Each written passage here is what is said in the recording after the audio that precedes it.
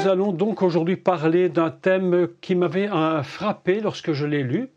Comme d'habitude, nous lisons les choses un peu machinalement, mais en finalité, si on regarde de plus près, on se rend compte que quand même, il y a des choses qui sont quand même surprenantes.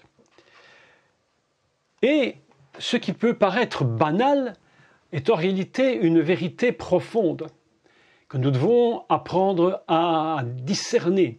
Le secret d'un cours, le secret de celui, plutôt dirais-je, de celui qui lit la Torah, les prophètes, spécifiquement la Torah, c'est de pouvoir décoder le texte, rentrer dans ce qui est véritablement caché. Vous le savez que Dieu a dit « Je suis l'Éternel et je me cache ». En réalité, il est écrit « Je suis l'Éternel pour toujours ». Olam. Et Olam, c'est un voile. Ce qui est tout à fait surprenant, c'est que le mot voile et le mot éternel, éternité, c'est le même mot. Alors, on est dans des structures très étranges, comme si Dieu nous disait je suis Dieu, mais je veux cacher mon éternité pour que tu la cherches. Et que lorsque le Mashiach, Yeshua, va venir en Israël, il va toujours parler justement de rentrer dans cette éternité, chose absolument impossible à l'être humain par lui-même. Nous avons donc besoin de lui. Résultat de cela, donc, nous allons rentrer dans un code de Torah ou dans un dévoilement de Torah. Ce dévoilement, aujourd'hui, nous allons le lire dans le livre de Deutéronome. Et nous allons constater une chose tout à fait surprenante. C'est que ce livre, cette lecture va nous amener à comprendre un des grands buts de Dieu pour son peuple. À quoi, en finalité, peut bien servir le peuple d'Israël?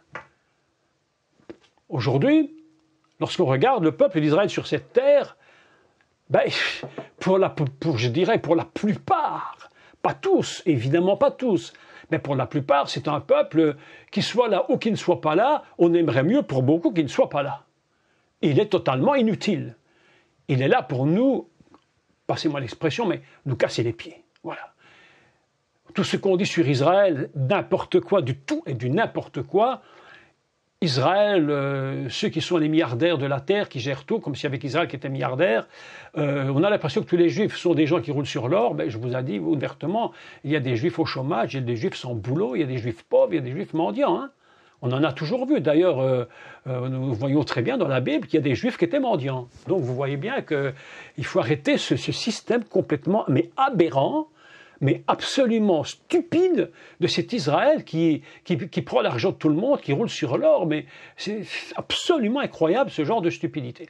Mais en réalité, ce peuple d'Israël, à quoi sert-il?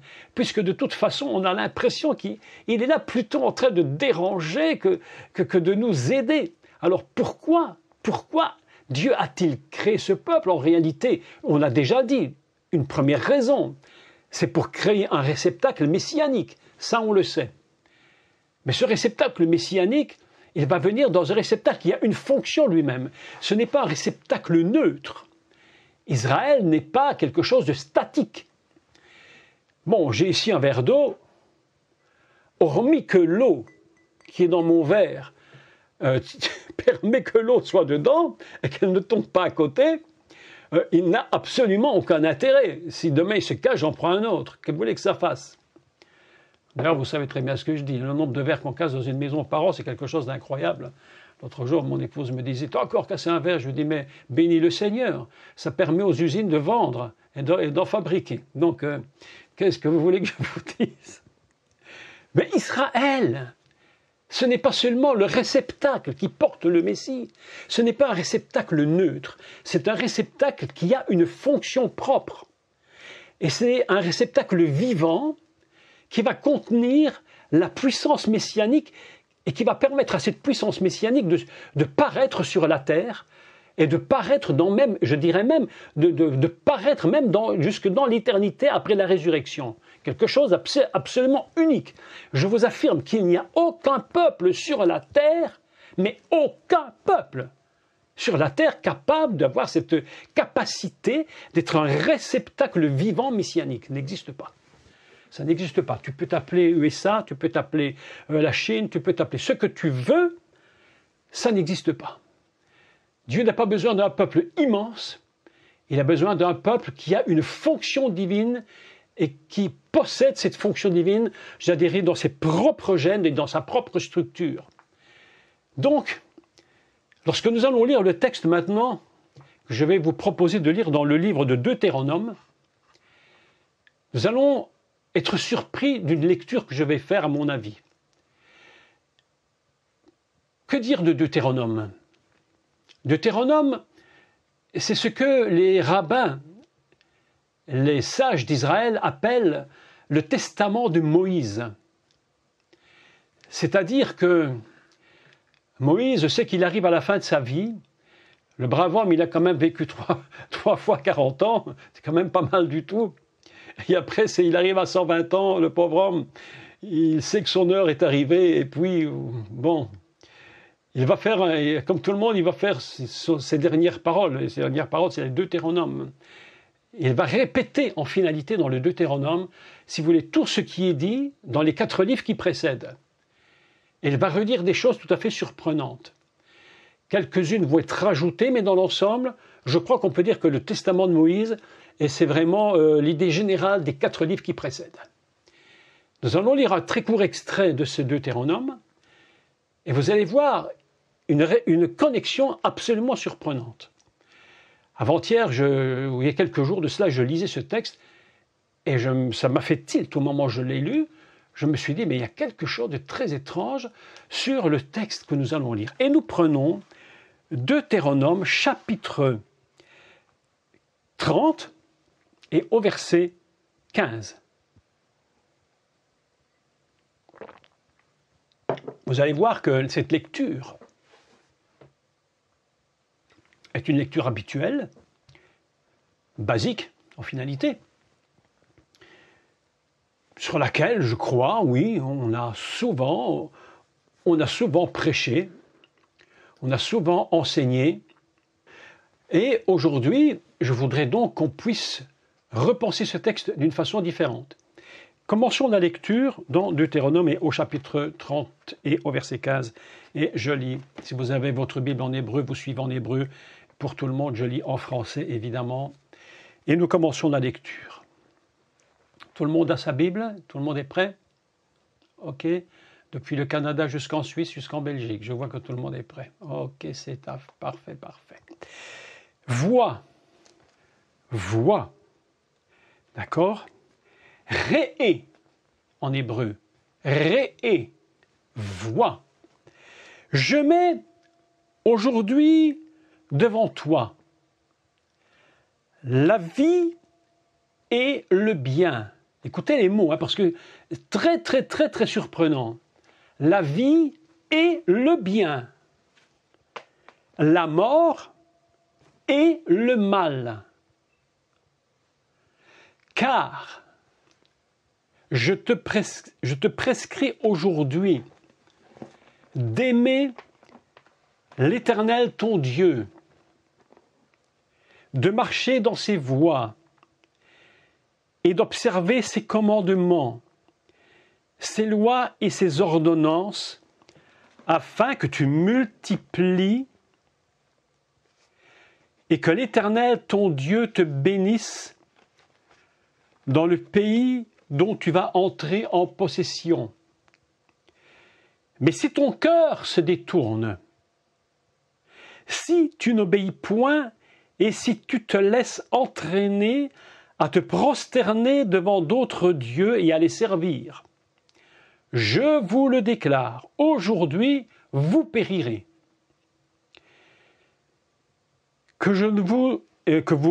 Aujourd'hui que vous périrez, que vous ne prolongerez point vos jours dans le pays dont vous allez prendre possession après avoir passé le Jourdain. J'en prends aujourd'hui à témoin contre vous le ciel et la terre. J'ai mis devant toi la vie et la mort, la bénédiction et la malédiction. Choisis la vie afin que tu vives, toi et ta postérité, pour aimer l'Éternel ton Dieu, pour obéir à sa voix et pour t'attacher à lui, car de cela dépend de ta vie et la prolongation de tes jours, et c'est ainsi que tu pourras demeurer dans le pays que l'Éternel a juré de donner à tes pères, Abraham, Yitzhak et Yaakov. Voilà un texte extrêmement connu, tout le monde le sait, lu et relu et re-relu et re-relu. Et évidemment, on l'enseigne dans les églises, à raison d'ailleurs, et je ne dis pas du tout que ce qu'on enseigne serait faux. Pas du tout, c'est un texte, je dirais, quasiment de base pour la plupart des prédicateurs. Voilà, aime ton Dieu, et puis voilà, on en est là. Mais aujourd'hui, j'aimerais attirer votre attention sur quelques points de ce texte qui sont d'apparence absolument pas visibles. Il dit, il faut d'abord se rappeler, en introduction de ce texte, qu'Israël a une fonction surprenante. Lorsque nous lisons la Torah, les prophètes, l'histoire d'Israël dans sa généralité, on se rend compte que cette nation d'Israël est comme un microcosme de l'humanité. Il représente ce que l'humanité est en train de vivre. Et lorsque tu lis la Bible, tu te dis, mais oui, c'est étrange. En effet, dans le monde, mais voilà que la Bible nous le dit. Pourquoi la Bible, qui est juive, nous le dit? Parce qu'Israël a cette capacité, comme je vous l'ai dit, d'être un réceptacle qui a une fonction plus que neutre, mais réellement vivante. Et ainsi, Israël est complètement, je dis, le microcosme de l'humanité. Il est en réalité sa reconstruction, et là, évidemment, ça fait lever les cheveux sur la tête de beaucoup, parce qu'Israël reconstruire le monde, alors que tout le monde prétend qu'il le détruit. Et en réalité, Israël est également ce qu'on appelle donc le tikkun, c'est-à-dire la teshuva, le retour, et le tikkun, la réparation du monde. De même que le Mashiach a fait le tikkun et la réparation, la teshuva et la réparation de l'homme et de l'humanité, Israël lui-même a une fonction de réparation du monde. Vous me dites, mais pourquoi tu nous dis cela en lisant un tel texte? Ce texte-là ne parle absolument pas du tout de ça. Et c'est là le problème, lorsque nous lisons d'une façon, je dirais, superficielle. Mais voilà que nous allons lire quelques textes qui vont évidemment faire une connexion. Ce qui est dit va connecter quelque chose. J'ai mis devant toi la vie. On appelle ça et aharaim. Et aharaim. Je vais insister sur chaque mot. Vous savez ce que j'aimerais ce soir pour ce cours? C'est qu'en insistant sur chaque mot, que dans votre pensée, il y ait comme ce qu'on appelle un tilt. Et vous dites, mais, comme disait ce fameux inspecteur, vous savez, quand on était jeune, on regardait un feuilleton policier, il disait, mais bon, ouais, ça en effet, c'est vrai. Je ne sais pas si vous savez, vous vous rappelez de ce fameux monsieur-là, c'était assez incroyable, c'est encore à l'époque des films noirs et blancs. Et à la fin, personne ne comprenait rien. Et à la fin, il tapait dans sa main, il disait, mais oui, en effet, c'est vrai. Subitement, il avait la lumière. Bon, j'aimerais ce soir insister sur des mots. Et que ces mots vous ouvrent la pensée vous-même afin que vous compreniez la connexion qu'il faut faire. Donc, je relis les mots en hébreu, écoutez-les bien et vous allez entendre quelque chose de surprenant. D'accord? On fait cet exercice, c'est vraiment important. J'ai mis devant toi, on appelle ça et ha-ha-chaim, la vie. 1. Si vous prenez note, prenez note. Je vous laisse le temps ce soir de prendre note. C'est vraiment un cours très particulier ce soir. Vous allez apprendre à décoder un texte. Et le bien, ve'et atov. Ve'et atov. Écoutez bien les mots, hein, c'est très important les mots. Ve'et atov, on appelle ça et le bien. D'accord? Troisième. Ve'et hamavet, vehet hamavet, et la mort. La mort se dit mot, ici en l'occurrence hamavet. Et la mort, et je continue, écoutez les mots, vehet ara, vehet ara, et le mal. J'ai mis devant toi, je répète, écoutez bien chaque mot, et essayez de faire tilt dans votre pensée, vous allez comprendre. Je suis certain que vous allez comprendre. Dans quel passage de la Torah ces mêmes mots sont repris pour la première fois? Achaim, la vie. Vehet atov, le bien. Vehet amavet, la mort. Vehet ara, le mal. D'accord jusque-là? Dans quel passage Dieu est en train de dire à Israël, si tu veux rentrer dans ce pays et y demeurer, mais tu n'as pas le choix. Tu n'as pas le choix. Tu dois être exactement comme qui? Comme quoi? Eh bien, mes amis, très simplement, nous allons ensemble lire un texte qui se trouve dans le Bereshit, chapitre 2, si je ne fais erreur, c'est 2. Voilà. Et nous lisons Bereshit, chapitre 2. D'accord? Alors nous lisons 2 chapitre 8. Adonai Elohim. Je le lis en français, c'est plus simple. Que ceux qui ont l'hébreu le suivent en hébreu, je commente en hébreu, mais on le lit en français, autrement beaucoup ne vont pas suivre. L'Éternel Dieu planta un jardin en Éden, donc Gan Éden, du côté de l'Orient, du côté de la lumière, du soleil qui se lève, et il y mit l'homme qu'il avait formé. Dieu fit pousser du sol des arbres de toute espèce, agréables à voir et bons à manger, et etz à chaim, etz, on appelle ça hadahat, tov, vecha, et l'arbre de la connaissance, hadahat c'est la connaissance, tov, vecha, et du mal. Et voilà que nous nous trouvons subitement plongés par une super connexion incroyable de Deutéronome à Bereshit. Que nous dit Deutéronome? J'ai mis devant toi, et qui dit quoi? Et ha chaim, la vie. Et puis, qu'est-ce que j'ai encore mis devant toi? Ben, j'ai mis ce qui est tov. Puis j'ai mis, je t'ai dit que si tu désobéis, c'est la mort. On appelle ça et amavet. Et si tu manges de l'arbre, tu te trouves dans une situation ra, c'est-à-dire le mal. Et nous constatons que ce texte est en train de nous connecter mot pour mot au livre de Bereshit, chapitre 2. Et voilà que une connexion incroyable est en train de se faire. Israël est en train de devenir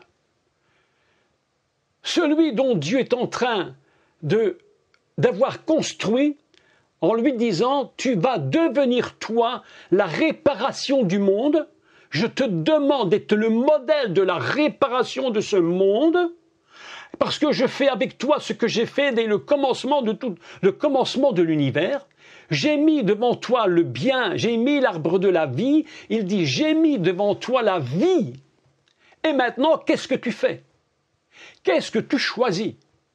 Et voilà qu'Israël devient à ce moment même le porteur du choix.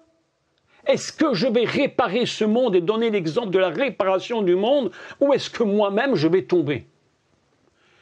Voilà que ce livre, voilà que ce texte, de Deutéronome est en train de placer Israël dans une situation absolument fantastique.